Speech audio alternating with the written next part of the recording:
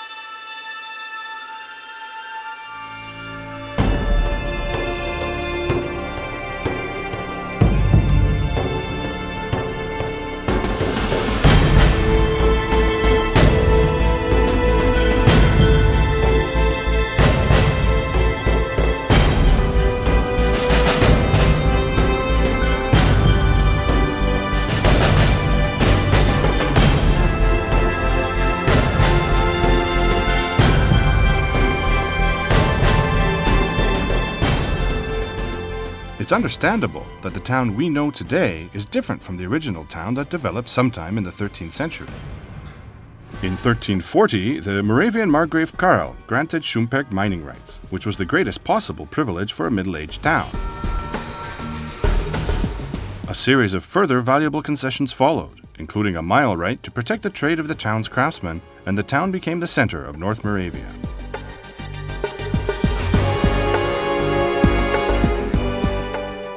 On June 4, 1490, a meeting of Moravian and Silesian representatives was held in the chateau, which at that time belonged to the Tunkel family of Brničko, to agree on the acknowledgement of Vladislaus Jagiellon as the Czech king. Since 1998, an annual Šumperk Town Festival has commemorated this important event.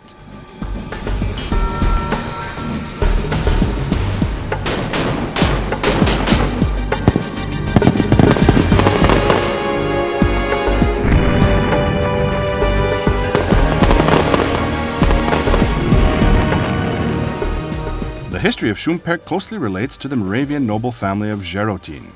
Under their rule in the 16th century, the town enjoyed a great economic and cultural boom.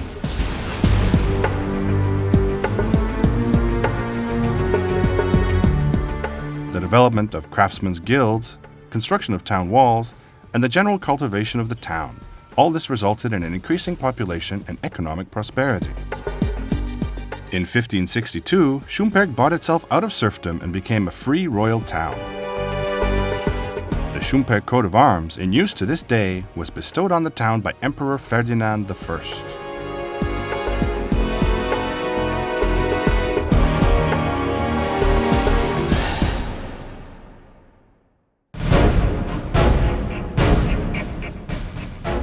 Another calamity befell the town in 1643, when Šumperk was occupied and ransacked by Swedish troops. The soldiers left the town with its walls broken down, houses burnt, and trade links disrupted. All this led to degenerating moral standards. For Šumperk, which had been one of the flourishing towns of Moravia, things looked pitiful. It was not long before the town was dealt another fateful blow.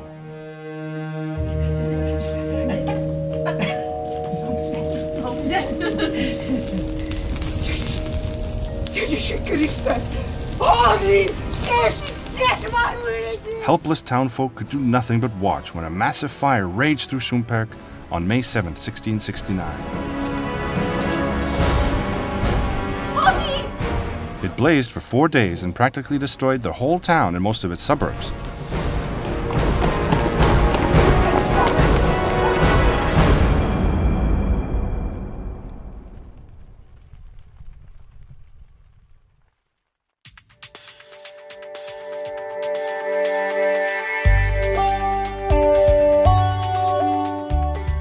Nowadays, we can hardly find any evidence of these disasters in the town and its surroundings. Most of all, Šumperk shows us its kindly face in harmony with the beauty of the surrounding landscape.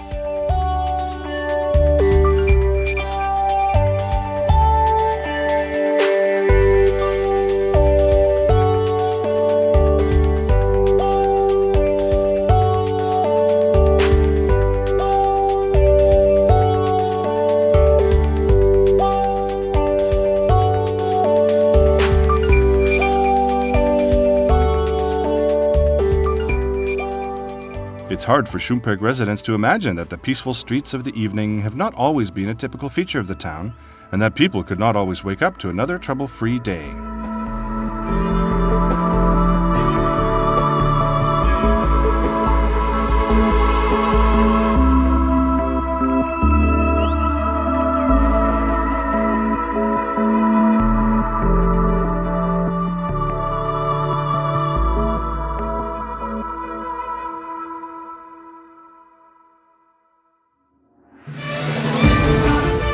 The catastrophe that hit the town in the second half of the 17th century was of a completely different nature. Marina Šuchova, a beggar woman from the nearby manor of Velké Losiny, was accused of witchcraft. At that time, no one in Šumperk would ever have dreamt that the resulting witch hunt would soon spread to their town and open up one of the most appalling episodes in local history.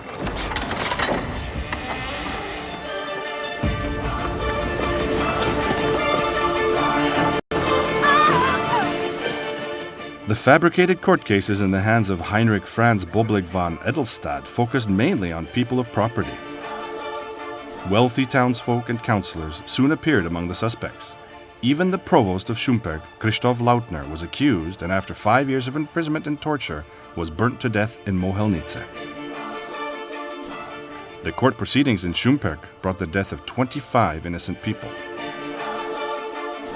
The name of Boblig von Edelstad became a synonym of evil, hypocrisy, and hatred.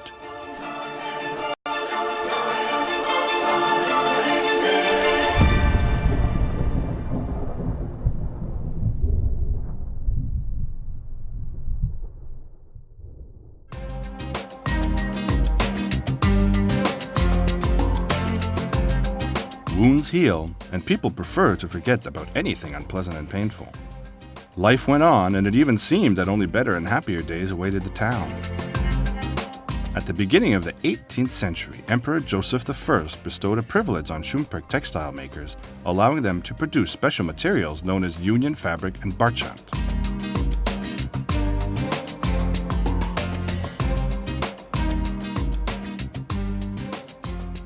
The town's prosperity at that time was mainly ensured by the production of a unique type of fabric called trip, as the weavers of Šumperk had a monopoly on its production within the Habsburg monarchy.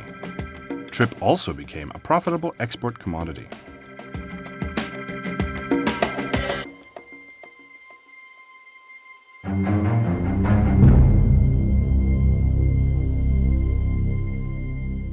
However, the town's bloom was interrupted by another blow, which struck the whole of Central Europe. A plague epidemic broke out in Šumperk in September 1714, killing 185 people. Within half a year, it affected 90 families and caused enormous economic damage.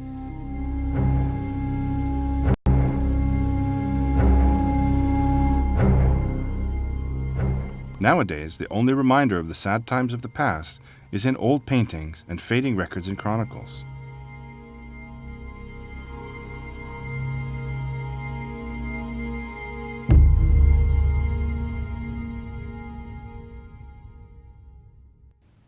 And then the town seemed to get its breath back.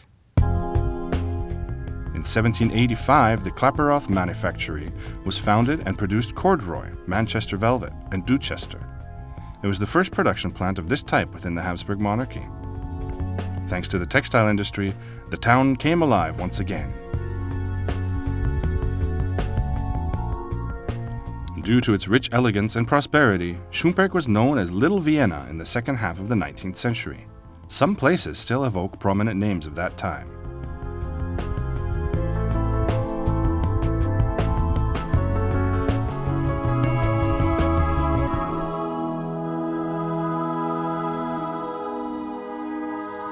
Did you know that until 1945, the majority of Šumperk people were German?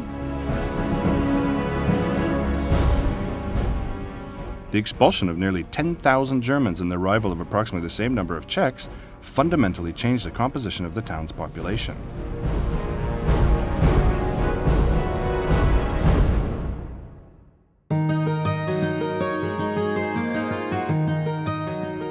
Information on both the ancient and recent history of the town is to be found mainly in the Regional Museum.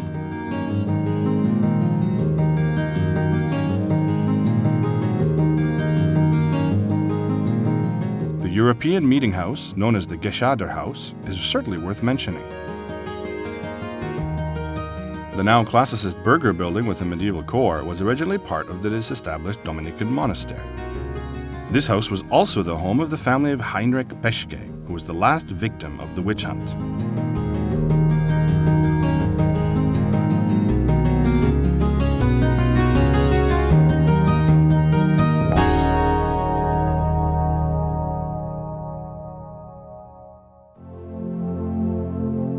The parish church of St. John the Baptist, the core of which dates from the end of the 13th century, is one of the oldest existing buildings in Šumperk and is therefore a precious historical monument.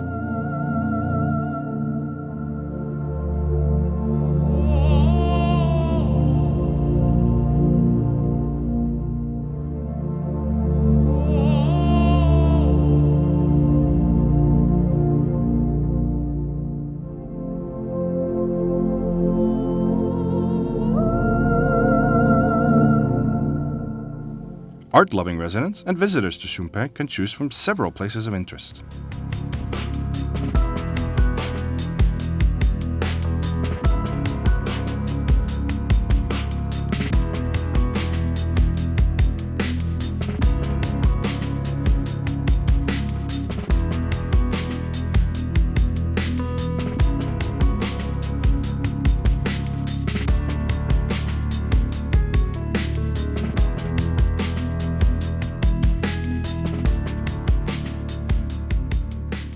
Just as Vienna has its famous opera house, Little Vienna, Šumperk, has its theater. A professional theater group began performing here as early as 1939 under the name of Town Theaters of Eastern Sudetenland.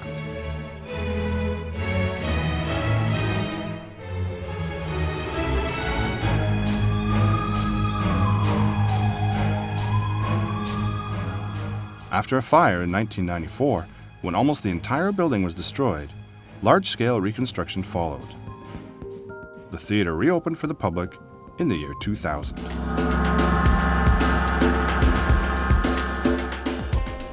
The current Šumperk Theater offers an interesting repertoire which can satisfy even the most demanding audience. The increasing interest among the younger generation is especially pleasing.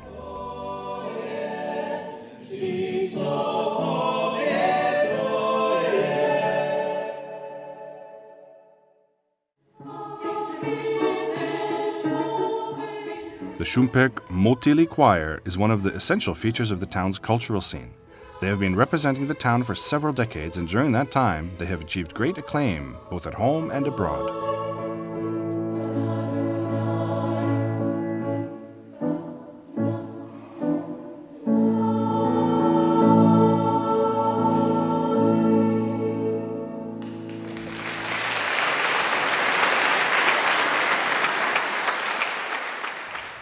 Šumperk is the cultural center of the region, offering a wide range of top-quality programs.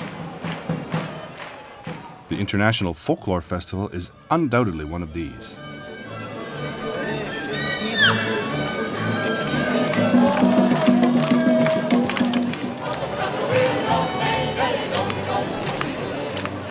The Monastery Music Festival is also well worth a mention.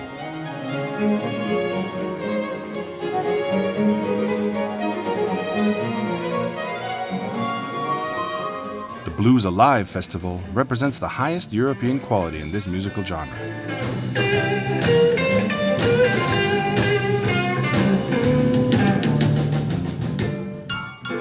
A relatively new event entitled The Town Reads Books has also become popular. It is intended for all lovers of good literature. Tatínek také věřil, že konečně It is intended for all lovers of good literature. ještě jako většinou nahoře na té tyči něco je.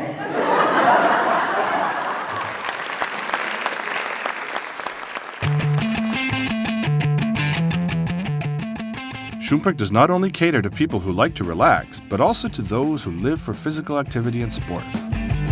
Modern sports grounds and centers offer a diverse range of activities for all age groups.